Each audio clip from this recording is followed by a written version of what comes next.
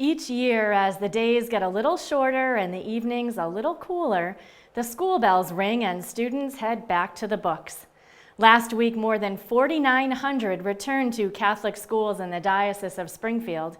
And as Terry Hegarty found, there is a lot more than reading, writing, and arithmetic for them to get back to. While the kids, and maybe even some of the teachers, might wish it were still summer vacation, there sure were a lot of smiling faces as they got back to school at the Catholic schools across the Diocese of Springfield recently. It was a chance to wipe the slates clean and start a new academic year. I think everyone's just raring to go now. Summer's over. I wish we had cooler weather, but we're moving on. More than 4,900 students across the diocese are moving on with their Catholic education. I'm really excited to be back. Holyoke Catholic's a lot of fun. It's a great institution. Joey says that even students who did not get into the habit of sleeping late over the summer still have some adjusting to do. I work in the mornings a lot during the summer, so it hasn't been like a rough transition so much, but it's like reactivating your brain cells, I guess. And there are plenty of new technologies in place to get those brain cells activated. An apple for the teacher doesn't mean what it used to.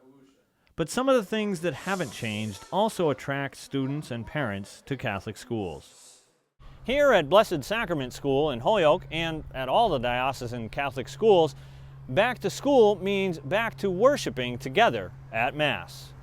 Also at Blessed Sacrament, they took the opportunity during their opening Mass to honor a teacher for her 40 years of religious life. Sister of St. Joseph, Susan Swayze, has been teaching for 39 of those 40 years. I've loved every minute of my life. I'm sure there are downsides, but they're kind of selective memory, I guess, because every day it seems like it's a wonderful day. Blessed Sacrament was also one of 3 schools in the diocese that welcomed not only new students, but new principals this year. Kathleen Laban is happy about her new responsibilities. It was very exciting. It's been an exciting summer and a very busy summer, but a lot of teamwork at this school, so I had a lot of people to help me to get ready, take on this new challenge. Mrs. Laban was a kindergarten teacher in diocesan Catholic schools for 10 years. She served as assistant principal at Blessed Sacrament last year. We're very fortunate that we can mix in the quality education that we give our children our Catholic values, and part of our mission is to live that every day in our schools. Ann Heston, the former principal at Blessed Sacrament, began as principal at Holy Trinity School in Greenfield this year.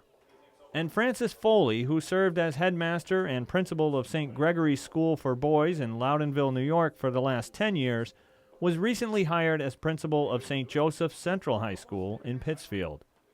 He says people at St. Joe's made him feel very welcomed very quickly.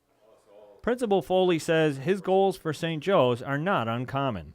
I could say 2 things that probably would summarize every Catholic school in the United States, that we are searching and constantly looking for more students and to increase our student population, and also ways of obtaining financial support.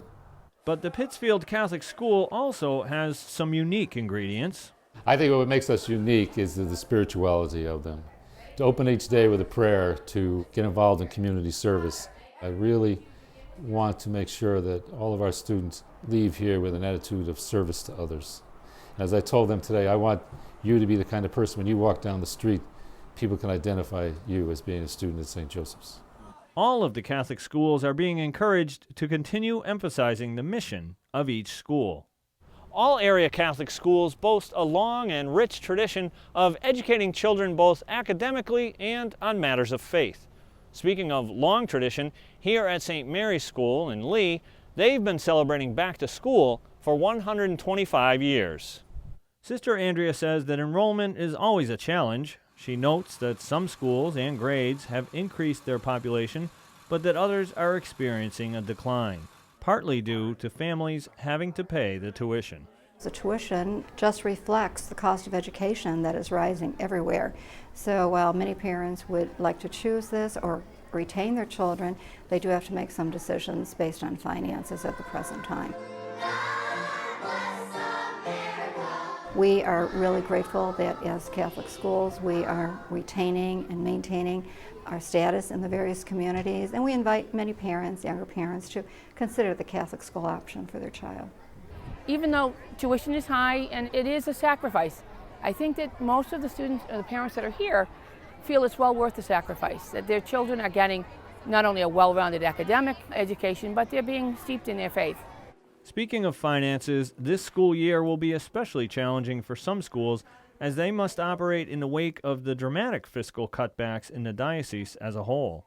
Catholic education is not the only ministry of the Church, and we are so grateful to our bishop and to all of those parishioners, those individuals who have offered financial support through the years.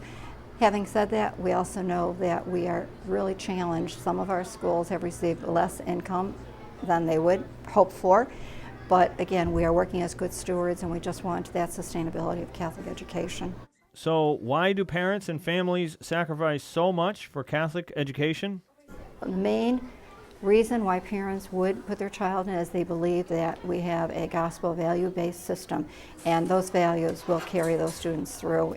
And all signs thus far in this very young school year indicate that the students will carry through another successful school year. My hope this year is that our school communities, all 20 of them, become stronger, that we're really able to sustain what we have and also add innovative programs. Our hope should be that we are strong, that together we have found new ways of providing Catholic school education.